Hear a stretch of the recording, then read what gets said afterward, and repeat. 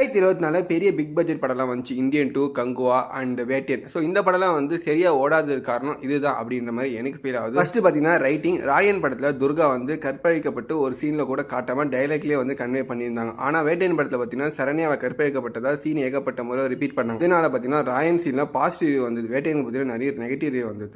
ரெண்டாவது பார்த்தீங்கன்னா character design பண்ணுறது. ஒரு படத்தோட கேரக்டர் டிசைன் வச்சு தான் அந்த படம் எப்படி வந்து ப்ரோட்டேட் ஆகுன்றது நமக்கு தெரியும். எக்ஸாம்பிளாக சொன்னால் இந்தியன் 2 சொல்லலாம். தாத்தன் சம்பவம் பண்ணுவார்னு சொல்லிட்டு பார்த்தா ஓரமாக நின்றுட்டு பாடம் எடுத்துட்டு இருந்தாரு. எந்த ஒரு சீனும் பார்த்தீங்கன்னா ஒரு வெயிட்டேஜே இல்லை. ஆனால் அமரன் படத்தில் பார்த்தீங்கன்னா முகுந்துன்னு ஒரு பக்கம் வந்து காதல் பண்ணிட்டு இருப்பாரு, இன்னொரு பக்கம் பார்த்தீங்கன்னா கடமைன்னு சொல்லிட்டு பயங்கரமாக வந்து வெயிட்டேஜாக காமிச்சிருப்பாங்க. ரெண்டு சீனும் கேரக்டர்ஸை பார்க்கும்போது வந்து கொஞ்சம் டிஃப்ரெண்டாக இருக்கும். மூணாவது பார்த்தீங்கன்னா எமோஷன். மகாராஜா படத்தில் மகளை கற்பழிச்சிட்டாங்கன்னு சொல்லிட்டு ஒரு பாசிட்டிவ் எமோஷனாக வந்து அந்த படம் ஃபுல்லாக வந்து மாற்றிருப்பாங்க. ஆனால் இந்தியன் 2ல் பார்த்தீங்கன்னா மகளே வந்து அம்மாவை காட்டி கொடுக்குறாங்க, லஞ்சம் வாங்குறாங்கன்னு சொல்லிட்டு நெகட்டிவ் எமோஷனாக காமிச்சிருப்பாங்க. ஸோ அது அந்த அளவுக்கு வந்து ஒரு டச்சபிள் ஒரு ஃபீலிங்கே கொடுக்காதனால பார்த்தீங்கன்னா அந்த படம் ஃபுல்லாக பார்த்தீங்கன்னா நெகட்டிவாக வந்து ரிவ்யூ பண்ணப்பட்டது. இந்தியன் 2 எமோஷனலாக வந்து கனெக்ட் ஆகுதுனால நிறைய நெகட்டிவ் ரிவ்யூ வந்தது. நாலாவது பார்த்தீங்கன்னா விஷுவல். இந்தியன் 2 அண்ட் கங்குவால பார்த்தீங்கன்னா சூப்பராக கண்கவர் விஷுவல் கொடுத்தாங்க. ஆனால் பார்த்தீங்கன்னா ராயன் படத்தில் மகாராஜா படத்தில் பார்த்தீங்கன்னா முழுக்க ஒரு மாதிரி டார்க் டோனில் தான் போகும். விஷுவல் நல்லா காமிச்சாலும் படத்தோட ஸ்க்ரீன் பிளே நல்லா இல்லைனா படம் கண்டிப்பாக நல்லா இருக்காது. அதுக்கான எக்ஸாம்பிள் தான் இந்த படங்கள்லாம். இது அடுத்த படங்களை சரி பண்ணாலே நல்ல படங்கள் கண்டிப்பாக வந்து பார்த்தீங்கன்னா இப்படிப்பட்ட ஒரு விமர்சனம் வராதுன்றது எனக்கு வந்து ஒரு யோசனையாக தோணுது. முக்கியமான ஒரு ரெக்வஸ்ட் வந்து ரைஸ் பண்ணியிருக்காங்க திரைப்பட சங்கம். எந்த படம் வந்து ரிலீஸ் ஆனாலும் தியேட்டர் முன்னே வந்து எந்த யூடியூப் சேனல் வந்து ரிவ்யூ கேட்கக்கூடாது மக்கள் கிட்ட அப்படின்ற மாதிரி சொல்லியிருக்காங்க. ஸோ இந்த ரெக்வஸ்ட் வந்து அப்ரூவ் ஆச்சுன்னா ஒரு படம் நல்ல படமாக ஒரு